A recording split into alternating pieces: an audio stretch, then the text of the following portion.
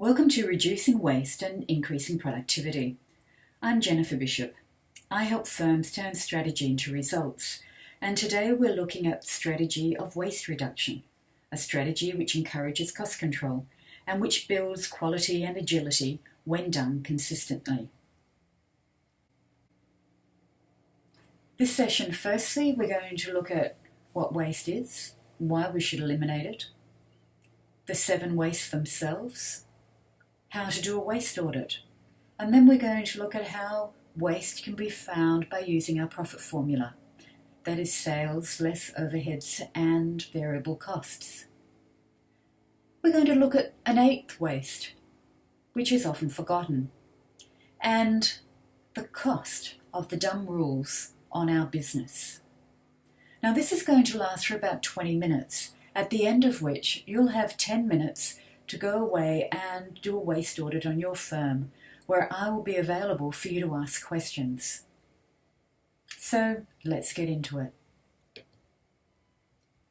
Waste, as you can see on the screen, waste elimination is one of the most effective ways to increase profitability in a business. Studies have found that as much as 30% of operating costs of a business can be waste. If we actually think back to what you've done today, how much of today were you involved in work that wasn't adding value to your clients or wasn't actually helping the flow of business? Well, that is waste. That is the time and effort which we want to stop. To eliminate waste, it's important firstly to understand exactly what it is. We're going to identify a lot of wastes in many areas, so we want to know where it can be found and then what to do about it. We're going to be identifying a lot of wastes in areas that you may never have looked at before. For those of you who have attended one of my webinars before or been to a workshop, you will know about the Now, Where, How tool. This is a very simple strategic planning tool. It is one that says what we have to do is get to know where we are now. So when we're looking at waste, we'll be looking at, we know that we need to cut out waste now, and we've got a lot of costs that we think we've cut down, but now we need to do an audit. We then need to think, where are we going to be? And we make a decision. In the session now, we'll be saying, okay, what we want to do is we want to reduce our costs, our hidden waste. We would hopefully go through and say, we want to reduce it by X amount. We want to uncover, say 15%, and we want to remove, say 10%. So we'll get a very clear picture about where we want to get to. Only once we do that do we look at how. So we're closing the gap. That's what we should do in anything that we do. Close the gap, not just start from where we are now. There is a 5-step waste reduction process. Today we're going to be looking at steps 1 and 2, and that is performing an audit. Now there are a whole range of methodologies for that, and we're going to be looking at 2 today. Then, once we've identified where the waste is, we're going to need to prioritise, because there's going to be a lot of items that we've found, and we can't deal with all of them at one time, and we'll be looking at one way to do that. When you've worked out what you're going to prioritise, or when you've worked out what you're going to deal with from your priorities, then you're going to allocate it to your team, or your team of 1, if that's you. From our Now, Where, How, we know we need to have an outcome. And so that means in our step 4, we will have determined our key performance indicators, which will show us when we've made a difference. We need to know whether or not the actions that we've taken are going to achieve the result that we want. So we have to have measures. As I said, we're not looking at those today. So we go through these 4 elements: audit, prioritise, allocate to your team, measure the outcome, and we repeat it again and again and again. By taking waste out of a business, not only are you making it more robust, more profitable, and more focused on adding value to your clients and also to your own processes, but you'll be much more agile because the business will be focused on doing the right things. So we know what the 5-step process is. So let's start through with identifying what those 7 wastes are. This first step, identification of the wastes, was developed by a consultant working with Toyota. He determined that if waste was removed from a system, then the flow of that production system and the output quality would both improve. So these are the 7 wastes: overproduction, waiting, transporting, inappropriate processing, unnecessary inventory, motions and defects. So if we look at these one after another, if we think about overproduction, this is a production ahead of demand.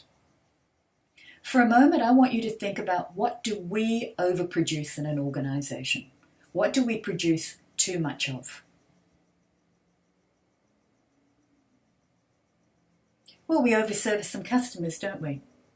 We do more for them than what they're actually paying us for. If we're in production, we may produce more goods than we need. For example, we might do a production run of 110 goods when we only need 100 because we're worried about quality. So we have overproduced those 10 because we're concerned about the defects that will be in it. Now, waiting. Waiting's a great one, isn't it? Where do things wait in your organisation? I bet you can answer that they wait everywhere, don't they? If I was to ask you to take a span of time from the time that you win a piece of work through to actually getting paid, how long will that be? Maybe it'll be a couple of weeks, maybe it'll be several months. But how many minutes are in that? And how many minutes of that period of time are you actually adding value to the process?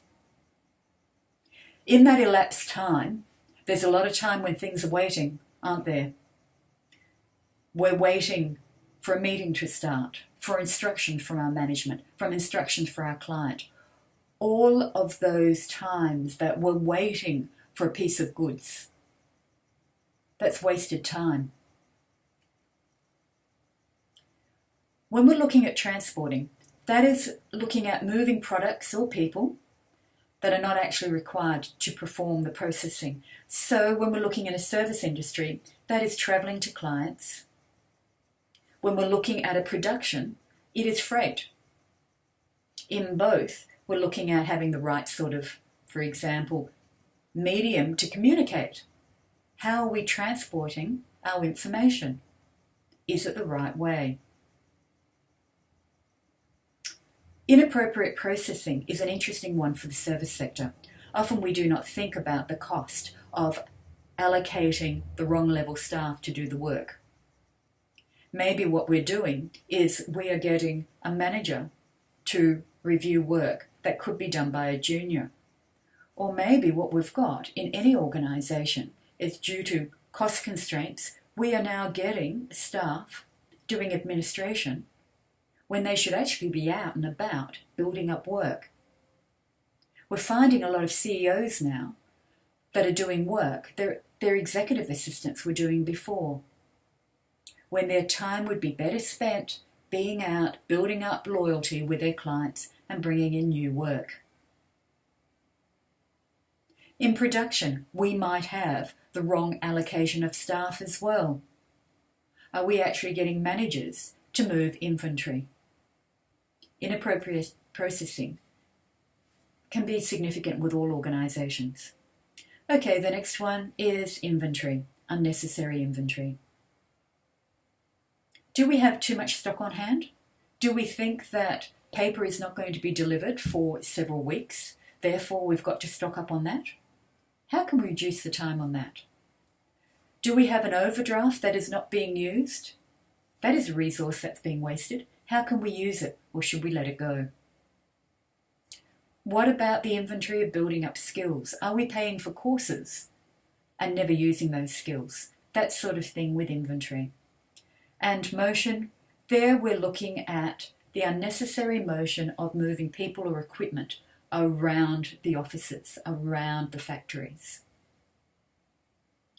Where have we got more motion than we actually need to? Desk layout, getting access to materials, having goods moved from one part of a factory to another. Defects, well, that's about fixing errors. It's the amount of effort that's actually involved in inspecting for and fixing deficits. So it's looking at what are the cause of the defects. Do we have poor instructions? Do we have design errors? Where are we wasting our effort and our resources? So, okay, we've gone through, had a look at our 7 wastes. We're now going to do a waste audit, and there we simply put down in order those items which fall into the various categories. When we're looking at duplication, we can be considering in a service sector where we've got work that is actually being completed by a senior. It is then reviewed by the manager. It is then reviewed again by a director. Is that duplication? Is there a need for the director to review the work of the manager? Why? We're looking here how we can reduce waste. So anyway, we put down the elements that are causing the waste. Then we go through on our audit and we assign a cost. The reason we have to assign a cost is we need to prioritise. Which are the areas we're going to address first? We need to have a way to prioritise. Sometimes my clients come up to me and they say, hang on, I don't know what the cost will be. That's okay. If we think it's going to be a lot, put it in as high. If we think it's going to be a bit, put it in as medium. If we think it's not going to be very much at all, put it in as low. We need to be able to, though, categorise them in some way. You'll also see that we've got a column there for ease of removal, and it goes from a -5 to a +5 scale. I like using that scale because it makes us think a little bit more. We start thinking, okay, what's going to be really hard? What's just going to be harder than normal? What is going to be easier than normal? So go through there and just either put down in numbers or put in across, whichever works with you. How easy do you think it's going to be to remove? Now, the reason that we're doing both of those things is so that we can prioritise the waste. Often when we're starting out in a waste program, what we want to do is get rid of as much waste as we possibly can because that will cut out the costs. Now, that's a really great idea. However, what we want to be able to do is get the waste out that is easy as well as going to be making some savings for us. And there's for 2 reasons for that. If we put our team in to do the work, we need them to get fast wins. But also, we can get stuff done right now, so why don't we do it? Of course, we also look for the big ticket items, but let's get through the smaller ones and get things moving. And as I made a comment earlier, we want to make sure that we review this regularly. So have a look at this process every 6 months. I also said let's have a look at another way of looking at waste, and this is with the profit formula. Here you simply have a look at the profit equals sales, less overheads, less variable expenses. Here you go through and think of these 7 wastes. Where could we be seeing waste in creating sales, in overheads, in variable expenses? Apply those 7 wastes across those areas as well, and you'll be able to uncover even more. Now, I promised you an 8th waste, and that is the waste of not using our employee talent. Now, people are our competitive advantage. The knowledge they bring, the experience they have, are instrumental in the delivery of our products and services. We really want to make the most we possibly can from them. We don't want to harness them under rules and regulations to cripple them. We need to make sure that we're investing in their strengths. We need to identify ways to unleash the talent of your human resources. In that way, you will increase the morale as people will become much more engaged if they're working to their strengths. And this will enable the firm to be much more productive. And it also means that it's a more enjoyable place to work, which also will bring in more money because you'll bring in more talent and clients will like working with you. On an aside, Deloitte did a report in 2014 about the cost to business of red tape. It found out that red tape was costing government and not-for-profit and the private sector $250 billion a year. Only 95% of that was caused by government regulation. A whopping $155 billion was caused by the private sector putting rules in place which were actually creating problems. Now, in most cases, the rules were created for a very good reason, to increase controls, to avoid risk, to create compliance, or to make the organisation more effective. However, the application of the rules were having unintended or unforeseen consequences. An interesting example was of a construction company which decided that they were going to put in a 200 step process to reduce major project overruns. Now, it's an engineering company which introduced significant new controls and systems and processes. So 200 steps were put in place to be able to manage the projects. So milestones could actually be met at the right time and within the correct approval processes. Okay, sounds fine. The only thing is, people's time skyrocketed, so it took an extra 270 days to get the project approved and implemented. That's what can happen when we try and engineer out any problems. Have a look at the report. It's really interesting. It goes into a whole series of controls. Have a look at them and see what you can take from the report to cut out the red tape in your organisation. So the presentation today has been looking at moving us from where we are now to where we want to get to. So we know now that we're aware that there is hidden waste in the business. We're aware that what we want to do is get rid of the waste.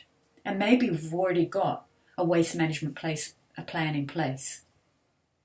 Where we want to get to, maybe, is what's shown on the screen, that we want to be an organisation focused on the continuous identification, removal of waste. And we will have specific measures that we want to achieve. Here we're saying that we want to identify waste as a percentage of overhead of 15% per year. That's what we're going to find. And we're going to remove waste 10% per year. That's what our goals are. Now what we have to do is, by using that 5-step process, we're going to identify strategies and then put in place actions to get the waste out of the system. So we'll have gone through the 5-step process and worked out that, in this instance, overhandling and decision-making processes is one of the early things that we can focus on to start getting the low-hanging fruit and removing the waste. Now, if you've attended my Turning Strategy into Results session, you'll know that there's a 4-step problem-solving course which can help you go through the action plans. By using this problem solving, you can work out that to remove the overhandling, you may want to review credit approval process, or conduct a survey of staff and customers, and prepare flowcharts to identify double handling. The thing about the one-page plan is the importance is not just to put it down, but it's to go through and say, this is who should do it and by when. Then we would have taken another strategy, and this one, reduce paper usage. Here we've got 3 points with that, allocated it to Team B with a due date. Then we will have gone through and identified statistics, action plans, timing, team, and so on. So as a final thought, This is a quote that Benjamin Franklin wrote in Poor Richard's Almanac. He said, "He that idly loses 5 shillings worth of time loses 5 shillings and might as prudently throw 5 shillings into the river." We often forget about that, don't we? Time is money. Another time he said, focusing on savings, "A penny saved is 2 pence clear. A pin a day is a groat a year. Save and have." I wish you well in your strategy of removing waste and improving productivity in your business. Thank you.